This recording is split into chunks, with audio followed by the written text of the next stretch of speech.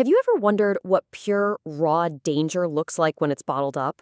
Well, today you're going to find out. We're diving into the story of one seriously wild element. Okay, here it is. This is bromine. I mean, just look at that thing. Sealed up tight in glass, it's got this incredible, deep, kind of reddish-brown color. It seriously looks like a potion from some wizard's lab, right? But nope, it's something way more fundamental. And if you're thinking, that looks a little unusual, well, you are absolutely right. To really get a handle on what bromine is all about, it actually helps to compare it to a chemical cousin you probably know pretty well. You know, the one that keeps swimming pools from getting gross. Okay, let's dive into this. So on one side, you've got chlorine. We all know it's a gas at room temperature. But then you have its sibling, bromine. And this is where things get really weird. It's one of only two elements on the entire periodic table that's a liquid. The other one? That's mercury, a metal. This makes bromine's status as a liquid halogen incredibly unique.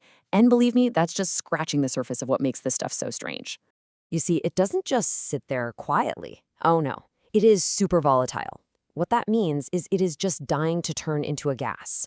So it's constantly boiling away at room temperature, releasing this thick, toxic, orange-brown vapor. You can almost smell the trouble just by looking at it. And that vapor brings us right back to its container. That glass bottle isn't just for show. This stuff is incredibly corrosive. It literally eats away at most materials it touches. As a halogen, it's desperate to react with pretty much anything, which makes that sealed glass prison not just a suggestion, but an absolute necessity. So being a liquid that wants to be a gas is weird enough, but bromine has another trick up its sleeve that makes it even more bizarre, especially when you think about that vapor. And get this, the liquid itself is insanely heavy. Bromine is more than 3 times denser than water. If you could pour it into a glass of water, it would just sink straight to the bottom like a rock. Now, that density has a really startling consequence. The vapor that bromine produces is also incredibly heavy. So if it were to ever escape, it wouldn't just dissipate into the air. No way. It would actually creep across the floor like some kind of thick, toxic fog from a horror movie. And that is what makes this element such a total nightmare to handle. All right, so you've got this fuming, heavy, corrosive liquid. The big question is, how on earth do you keep it safe? And this isn't just some minor inconvenience, it is a well-known problem in chemistry. Bromine is an element that fights back against being contained. It actively tries to escape and just wreak havoc.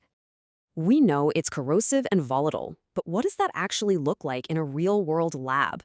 What kind of chaos are we talking about here? Just imagine for a second you tried to put this back into a standard lab bottle, one with a plastic cap. Those vapors would eat right through the cap, leak out, and then just start corroding everything nearby, metal shelves, other containers, you name it. It is a chemical bull in a china shop. So how do you solve this? You can't use off-the-shelf containers, so you have to create a bespoke prison for it. The process is actually simple, but really clever. You take a glass test tube, and using a torch, you melt and seal the bromine right inside it, creating a seamless glass ampule. No caps, no seams, absolutely no way out. And that's really the key takeaway here. For an element with such complex and dangerous properties, the solution is beautifully simple. You trap it in glass, one of the few materials it can't destroy. It's a testament to the ingenuity that's required just to handle the fundamental building blocks of our world. You know, it really makes you think. We use bromine's cousins, like chlorine, for our pools, and iodine as an antiseptic every single day.